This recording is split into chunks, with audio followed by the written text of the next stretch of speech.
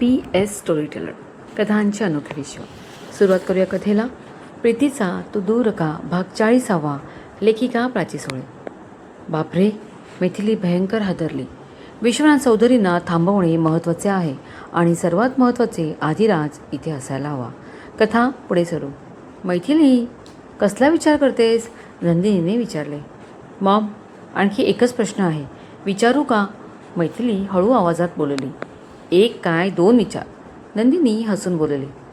Maugham, डॅडना कोणी लहान किंवा मोठा भाऊ आहे? मैथिलीच्या या प्रश्नावर मात्र नंदिनीचे डोळे मोठे झाले, चेहरा आक्रसला. ती काही वेळ शांत राहिली. मॉम, शांत का? आता मैथिली घाबरली, कारण तिच्या अशा प्रश्नांनी नंदिनी रागवायला नको आणि तिचा रोष मैथिलीला परवडणारा नव्हता. तुर्तास तिचाच तिला आधार होता. काय म्हणालीस? ह्यांना कोणी भाऊ आहे का? मैथिली, जी गोष्ट मला माहीत नाही ती गोष्ट तुला माहिती आहे याचंच मला आश्चर्य वाटते.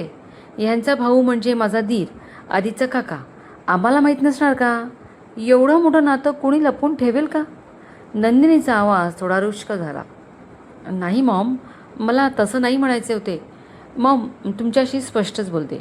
आता मैथिलीला धीर एकवटणे गरजेचे होते. नंदिनीला अर्धवट माहिती देऊन तिला संभ्रमात ठेवणे बरोबर नव्हते. तिने तिला सूर्यकांत चौधरी या माणसाबद्दल सांगण्यासाठी मनाची तयारी केली. हॅलो लेडीज, दारातून आवाज आला आणि नंदिनी व मैथिलीने त्या दिशेला पाहिले. विश्वनाथ चौधरी येत होता. डॅडी, लवकर कसे आले? मैथिली विचार करत होती. हाच विचार नंदिनीच्या मनातही होता. मला पाहून तुम्हाला आनंद नाही झाला का? असं काय पाहताय? काही सिक्रेट गप्पा सुरू आहेत का? एक वेळ मैथिली वेळ मारून नेईल, पण नंदिनीचे काय? तिला तर सगळंच अर्धवट समजले होते. डोक्यात विचारांचा गोंधळ सुरू असेल, त्यात मैथिली तिला सविस्तर सगळं सांगणार तोच विश्वनाथ आला होता. आता मैथिलीला तर भीती वाटू लागली. जर मॉमने मी तिला काय विचारत होते हे सांगितलं तर कदाचित उद्याची सकाळ बघणं माझ्या नशिबात नसेल. मैथिली शहारली. अरे बोला की, काय झाले? त्यांच्यासमोर सोफ्यावर बसत विश्वनाथ म्हणाला. तुम्हीच तुमच्या सुनेला विचारा, आमच्या काय गप्पा चालू होत्या? काय वेगळंच चालू आहे तिचं. नंदिनी मैथिलीकडे बघत बोलली. हे काय बोलल्या मॉम? हॉलमधल्या सेंटर एसीतही तिला घाम फुटला. जीव घाबरला. असं काय वेगळं चालू आहे? जरा मलाही कळू दे. विश्वनाथ मैथिलीकडे रोखून बघत म्हणाला. नंदिनीने एकदा तिच्याकडे पाहिलं आणि खळखळून हसू लागली. तू का हसतेस? विश्वनाथला नंदिनीने उगाचच हसलेलं आवडलं नाही. आहो, माझी गुणाची सून एवढी मोठी शाळा चालवते, बाबांची काळजी घेते. आता आदिराजची भर पडले तरी बाईसाहेबांना घरातली कामंसुद्धा करायची आहेत. म्हणते, मॉम मला स्वयंपाक शिकवा. मीही वेगवेगळे पदार्थ बनवून सर्वांना खायला घालेन. आता सांगा, घरात इतके नोकर चाकर आहेत की मलाच काम नसते आणि या मुलीला काम हवं आहे. तुमचे आभार की तुम्ही थेट हिच्याशी लग्नाबद्दल बोललात आणि अशी गोणी सून माझ्या घरात आणलीत. नंदिनीने मैथिलीच्या गालाला हात लावून पापी घेतली. तिच्या स्पष्टीकरणाने मैथिली अवाक झाली, गहिवरली. एवढं होऊन तिने तिला नीट सांभाळून घेतले. डॅडींना काहीच बोलली नाही. तिलाच स्वतःचा हेवा वाटला. एवढी भारी सासू मिळाली. ओके, चालू दे तुमच्या गप्पा. मी स्टडीमध्ये जातोय. कॉफी आणि स्नॅक्स तिथेच पाठव. डिनरसाठी नोकराला पाठव. विश्वनाथ खांद्यावर कोट टाकत उठला व जिन्याच्या रोखाने निघून गेला. त्याच्यासाठी ही महत्त्वाची बातमी नव्हती. Thank you Maugham. नंदिनीचे हात हातात घेत मैथिली पटकन बोली. बाळा, थँक्स कशाला? जर मलाच काही नीट माहीत नाही तर मी उगाचच अजून प्रश्न निर्माण का करू? ती सहज बोली. आता जा, फ्रेश हो. काही खायला पाठवू का? नको, कॉफीने पोट भरलं. आता रात्रीचे जेवण, ती म्हणाली. ठीक आहे, मी नोकराकडे निरोप पाठवेन. तोपर्यंत बोलून बघ तुझ्या नवऱ्याशी. म्हणाव उद्याच निघ, नाहीतर मॉम आणायला येते. नंदिनी हसून बोलली. मैथिलीचं टेन्शन कमी झालं. तुर्तास काही विचारायचं नाही तिने ठरवलं व तिच्या रूमकडे गेली. मैथिली जाताना नंदिनी एकटक तिच्याकडे बघत होती. मैथिली सच्ची आहे, खरी आहे. तिला खात्री होती. ती दामोदरपंतांना पहिल्यांदा भेटली तेव्हा त्यांच्या रूपात तिला तिचे वडील दिसले. अतिशय साधी आणि प्रामाणिक माणसं होती ती. मैथिलीने विचारलेल्या प्रश्नांना तिने दुर्लक्षित केले नव्हते, तर डोक्यात फिट्ट बसवले. सूर्यकांत चौधरी हा प्राणी कोण हे शोधायला हवं. मैथिली म्हणते त्यात काहीतरी तथ्य असणारच. शोध घ्यायला हवा. नंदिनीला स्वतःचा नवरा विश्वनाथ कसा आहे हे चांगलंच माहीत होते. प्रोजेक्ट साईट आले. आदिराजने कार थांबवली. उतर उतर. Hello Kajal, get down. Adiraj मोठ्या आवाजात बोलला व काजल केवढ्याने तरी दचकली.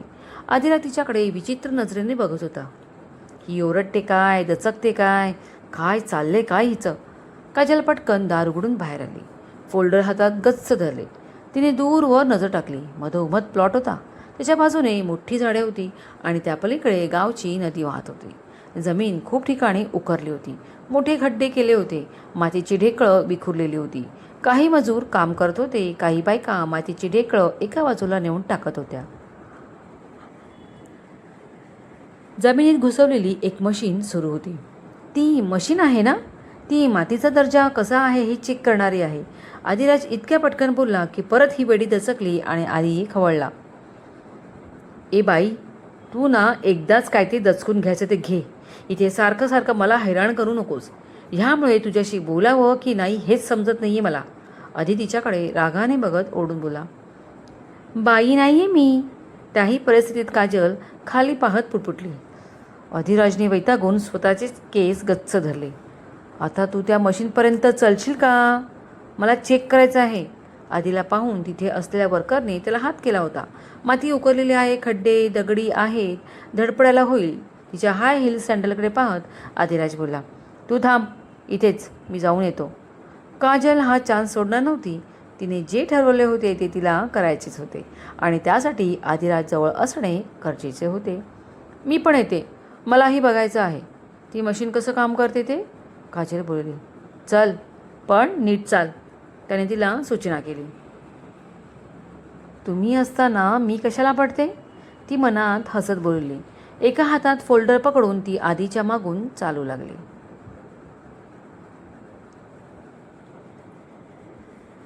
माती पाणी चेक करतो, थोडं सॅम्पल बरोबर घेतो, लॅबमध्ये चेक करायला देता येईल जर गरज पडली तर.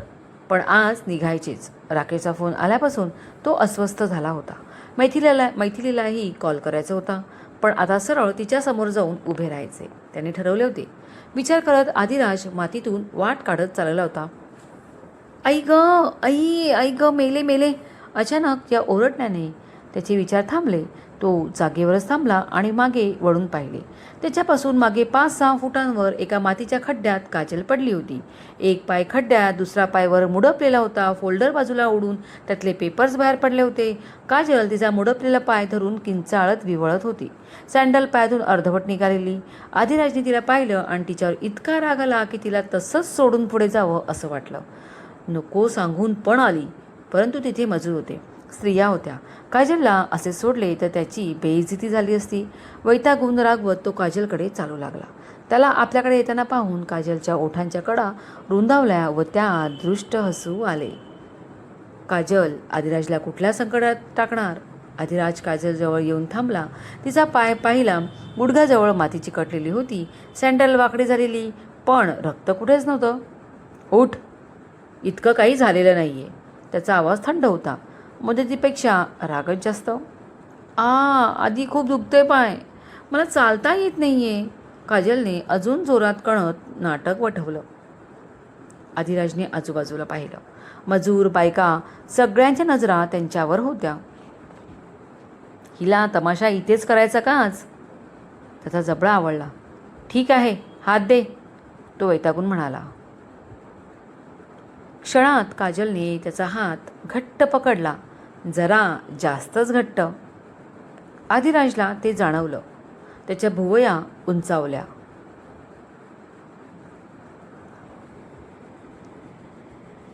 वेदना असलेली बाई एवढ्या ताकदीने हात धरते. तो तिला उचलायला पुढे झोकला आणि तेव्हाच काजलने मुद्दामच तिचं वजन त्याच्यावर झोकून दिलं. अरे सावकाश! आदिराजचा तोल गेला आणि तो तिच्यावर थेट आदळला. दोघे त्या छोट्या खड्ड्यात पडले. पण यामध्ये काजलने तिच्या हातांचा वेढा आधीच्या मानेला घातला होता आणि तो सोडला नव्हता. सारे मजूर त्यांच्याकडेच बघत होते. मजुरांपैकी एक बाई कुजबुजलीच, बघा बघा साहेब कसं जपतोय बाईला. आदिराजचा संताप उफाळला. बस, तो तिला झटकून बाजूला करत उभा राहत म्हणाला, मजूर आपल्याला बघतायत, एवढं काही पाय दुखवलेलं वाटत नाहीये. आता इथून उठ आणि हळूहळू चालत कारमध्ये जाऊन बस. नाही, थांब, असं म्हणत तिथे असलेल्या एका मजूर स्त्रीला त्याने हात केला. ती जवळ आली. बाई, मॅडमनं जरा चालायला मदत करा, त्यांना कारपर्यंत सोडून या.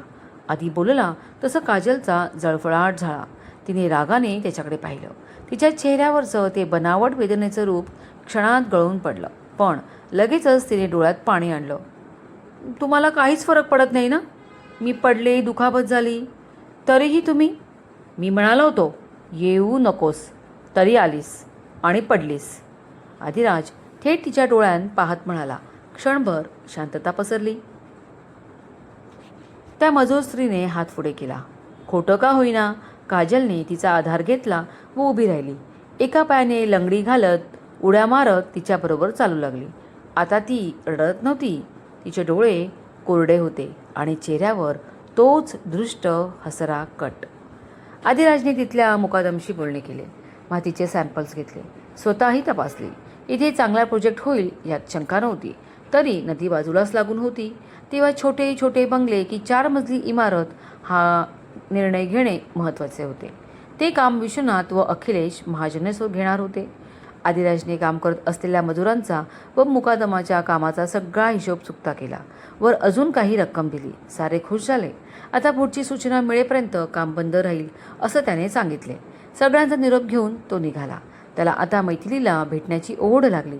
कधी एकदा त्याच्या प्रिय बायकोला भेटतो आणि तिला मिठीत घेतो असे झाले होते. तिच्यासाठी त्याला मनापासून वाईट होते. बिचारी.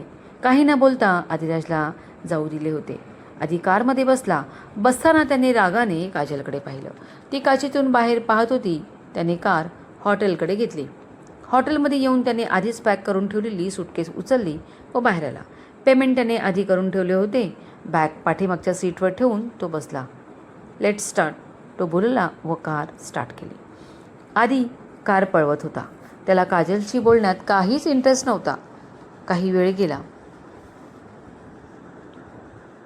आदिराज, नो, एक शब्द जास्त नाही, तो थंडपणे बोलला.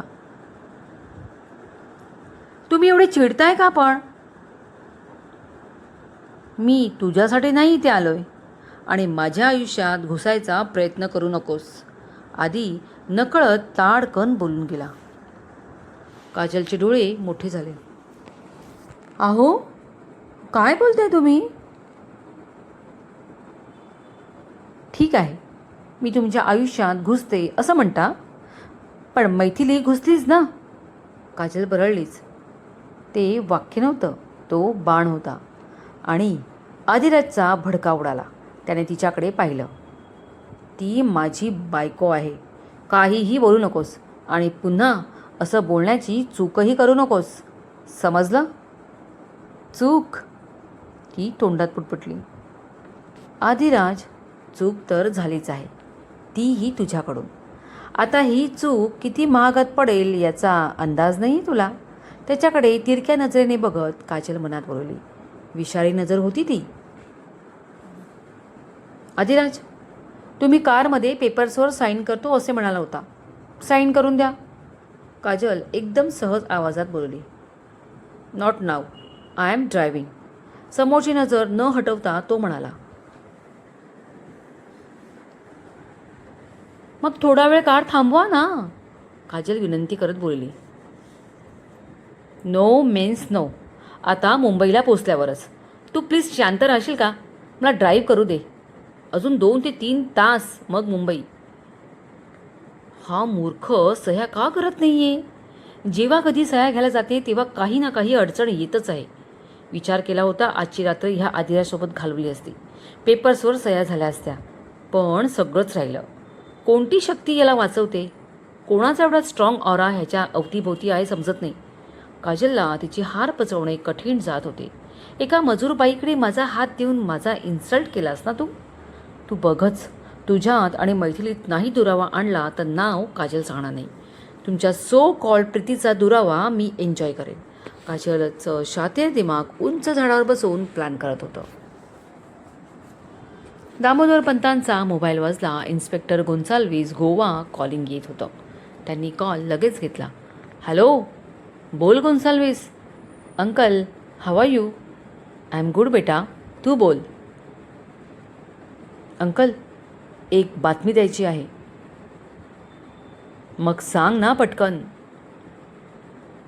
अंकल, त्या बोट चालवणाऱ्याने ते घड्याळ चोरलं होतं. त्यावर SC असे इनिशियल होते. मी त्याचा तपास केला. ते घड्याळ अत्यंत महाग आहे आणि असे लिमिटेड पीस बनवले जातात. काही खास श्रीमंत लोकांच्या मागणीनुसार त्या डायवर त्यांची नाव घालून दिले जाते.